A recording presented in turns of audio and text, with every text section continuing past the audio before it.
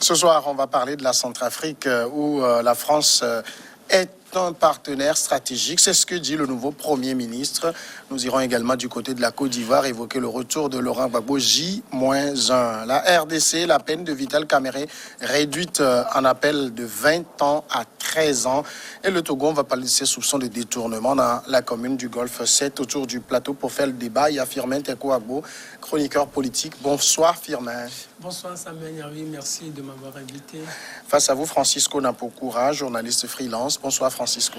Bonsoir Samuel Niaoui, bonsoir Firmin et bonsoir aux chaleureux téléspectateurs. Merci. La Centrafrique, pour commencer, le nouveau Premier ministre centrafricain, Henri-Marie Dondra, a déclaré mardi vouloir relancer l'économie avec comme partenaire stratégique la France. La France qui, on se le rappelle, a récemment gelé son aide budgétaire à Bangui. Il y a des réformes que nous devons poursuivre avec nos partenaires français. C'est ce qu'a déclaré à la presse le nouveau Premier ministre qui a été nommé le 11 juin dernier.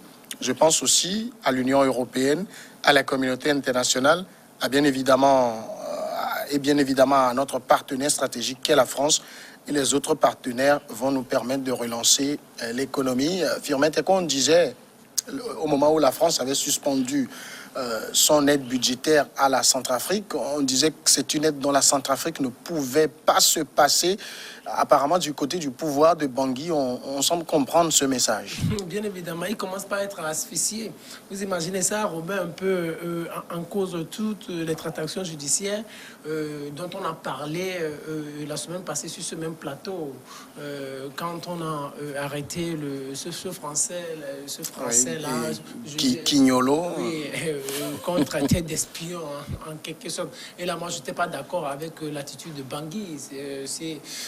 Ils se comportent comme ça. Moi, je disais, c'est comme ils allaient trop vite en besogne. Ils n'avaient même pas besoin de ça parce que du moment où ils ont été entre la France et la Centrafrique, c'est une histoire de très longue date et on ne peut pas facilement se départir de la France comme cela. Et aujourd'hui, la France elle sait exactement là où elle est coincée et elle a commencé par les coincer et les Centrafricains ont commencé par comprendre aussi le message. Donc la position française a un impact figurant sur le destin de la Centrafrique. Et le Premier ministre ne peut que aujourd'hui remettre la balle à terre pour pouvoir reprendre la coopération qui lie son pays à la France. C'est une très bonne chose. Moi, je dis aujourd'hui, la position de la Centrafrique, pour moi, elle est un peu puérile, dans la mesure où on peut décider de couper, de rompre la coopération avec la France, mais l'attitude, ce n'est pas la meilleure des manières,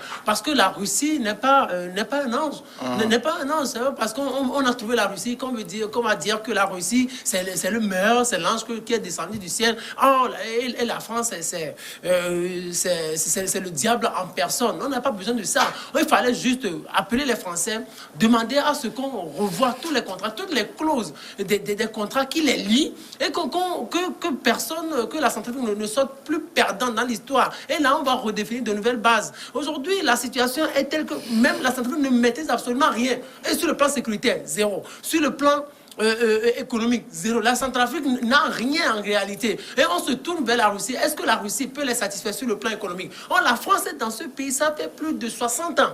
C'est difficile, donc on ne peut pas couper ce lien comme cela aussi facilement. Ce n'est pas possible. Donc le message de la France est en train de passer et le Premier ministre sait que si la France aujourd'hui, quand il parle de l'Union européenne, quand il parle de la communauté internationale, aujourd'hui la France elle fait partie du G7. Quand on parle de l'OTAN, la France est là. Le G20, la France est là. L'Union européenne, la France est là. La France est la deuxième puissance d'Europe. Donc si la France décide que l'Union européenne n'envoie rien à la Centrafrique, la Centrafrique n'aura rien. Donc ils savent que sans la France, ils ne pourront rien faire, et sur le plan interne et sur le plan international. Ici, Paris avait gelé son aide budgétaire parce que Bangui commençait par prendre des positions qui, j'ai envie de dire, qui mettaient un peu Paris en difficulté. Il y avait un sentiment anti-français qui se développait. Emmanuel Macron l'a dénoncé même dans une tribune dans le JDD. Aujourd'hui, Bangui est en train de revenir à de meilleurs sentiments. Bon, est-ce que Bangui est en train de revenir à de meilleurs sentiments? Il y a la diplomatie, il y a le discours officiel. aujourd'hui, la Centrafrique est l'otage des puissances, tout comme beaucoup de pays africains. Et donc, otage de la France depuis plus de 60 ans, depuis même la colonisation et l'indépendance. Et la France avait une base militaire en Centrafrique depuis des années, mais les conflits sont toujours là. Et les conflits à répétition avec les coups d'État que nous connaissons, à répétition, jusqu'à l'envahissement tout dernièrement encore du territoire. Et voilà, les autorités russes ont fait appel certainement à la Russie, qui est aussi un peu dément, parce que quelque part Emmanuel Macron il y a quelques semaines a doigté des groupes privés russes comme Wagner qui sont en train d'exercer. Même cette semaine, la Russie a évolué dans sa position en disant qu'elle n'a pas envoyé de combattants, même s'il y a des groupes privés, ce n'est pas au nom de la Russie. Ces groupes peuvent être poursuivis au niveau de la Russie. Ça veut dire que ce n'est pas seulement le gouvernement centrafricain qui est en train de bouger, qui a bougé les lignes, mais aussi la Russie aussi. Donc aujourd'hui, il se pose véritablement des problèmes. Est-ce que nos pays ont les moyens de se soustraire de la France? Bien sûr, le Rwanda l'a exercé, et c'était à l'issue du génocide, et le Rwanda l'a réussi, a pu sortir des joutes de la France. Et ici, la Centrafrique, avec ses problèmes, il a fallu qu'on la menace avec la coupure des aides et autres. Bon, des aides entre guillemets, parce que pendant longtemps, c'est des réserves de l'Afrique qui sont là. Mais vous voyez, il faut que nos pays sachent où ils vont. Moi, je prends le cas quand vous prenez le cas de l'Algérie. Et l'Algérie aujourd'hui, bien sûr que l'Algérie, c'est un territoire français en quelque sorte dans le temps. Même c'est là-bas que le général de Gaulle, je crois, c'était réfugié, où les Algériens ont beaucoup participé à la guerre. Mais à un moment donné, l'Algérie a décidé de sortir de la domination française. Et vous avez vu, cette semaine même, le ministre, je crois, des Affaires étrangères de la France était, je crois, des Affaires étrangères, ça était en Égypte. En Égypte, mais le langage a changé. Quand vous voyez l'enveloppe que la France apporte à l'Égypte, et maintenant on précise avec des partenariats gagnant-gagnant. Donc je crois que nos pays francophones en général doivent, disons, remanager, comme il a dit, revoir les accords qui lisent les pays. Mais lorsque vous avez vos réserves d'échange et que pratiquement tout dans les mains d'une seule personne pendant des décennies, plus d'un demi-siècle, c'est difficile de s'en sortir facilement.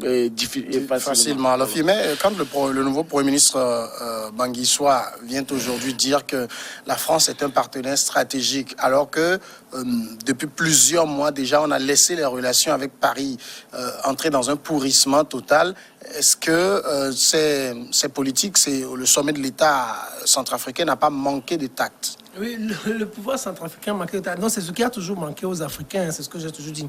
Quand vous voyez par exemple les Lumumba, c'est ce qui leur a manqué. Quand vous voyez le Burkinabé, Thomas Sankara, c'est ce qui leur a manqué. Quand vous voyez un peu Sylvanus Olympio, c'est ce qui leur a manqué. C'est-à-dire, on ne peut pas... C'est-à-dire, moi je dis, j'ai l'habitude de dire quelque chose de très banal, et peut-être d'idiot aussi. Nous sommes dans un système que nous ne maîtrisons pas. Ce sont les Occidentaux qui nous ont imposé leur système. Et ce sont eux les seuls maîtres de ce système. Donc on ne peut rien inventer dans ce système. Soit on retourne à l'âge de la pierre taillée, ou on retourne à la politique où on allait, à la chasse, on vivait des cueillettes et autres. Du moment où nous acceptons vivre dans le système moderne, nous ne pouvons pas nous départir des Occidentaux. Ce n'est pas possible. Le pouvoir de Bangui a manqué absolument de tact. Et ils se sont comportés comme des gamins, en fait.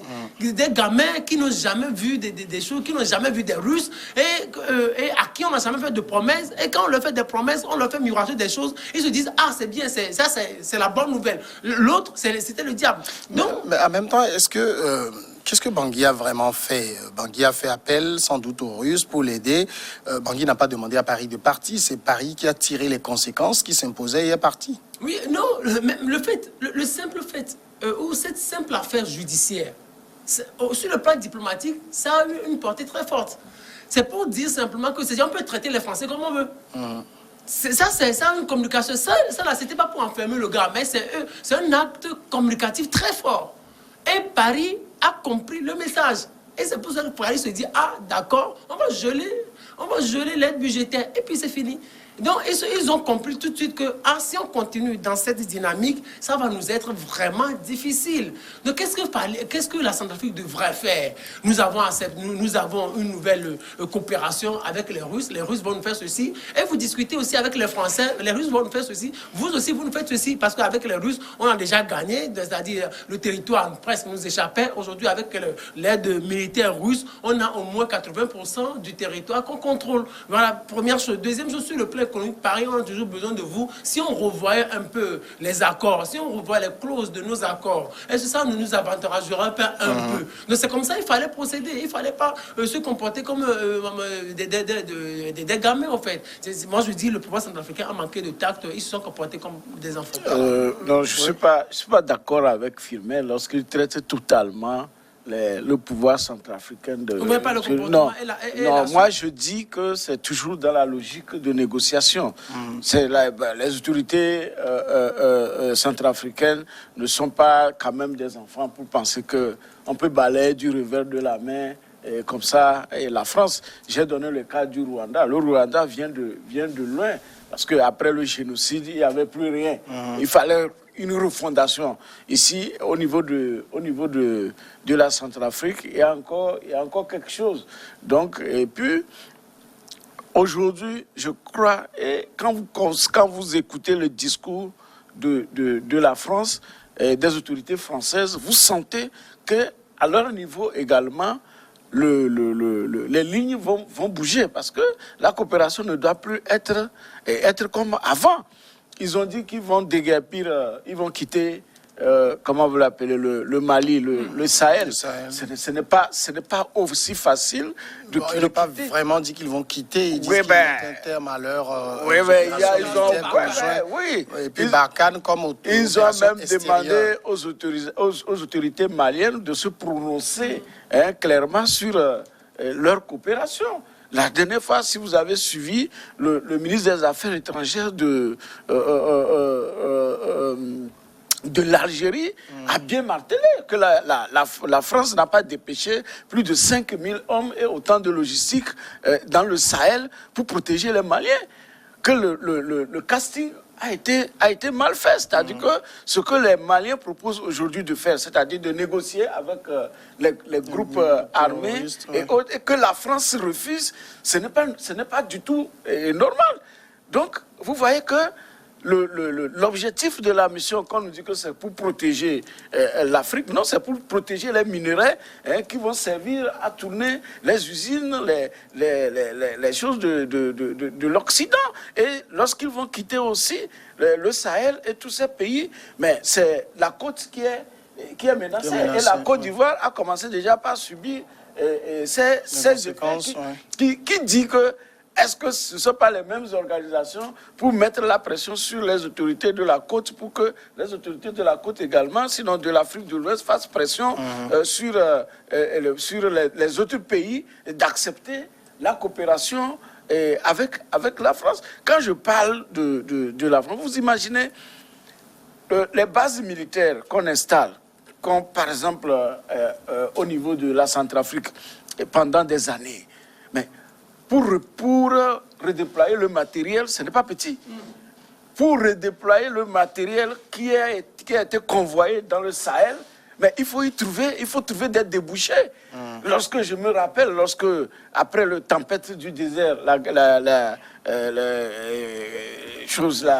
guerre voilà, en Irak et autres, les armes qui ont été utilisées dans ces pays se sont déversées dans nos pays et c'est vendu à nos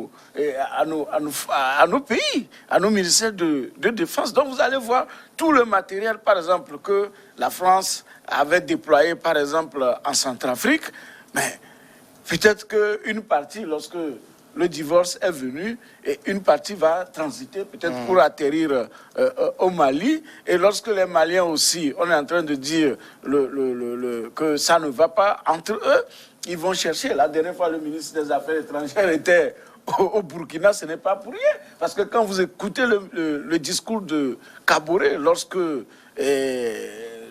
son homologue ghanéen était parti, il a bien précisé que nul ne viendra de l'extérieur pour nous protéger.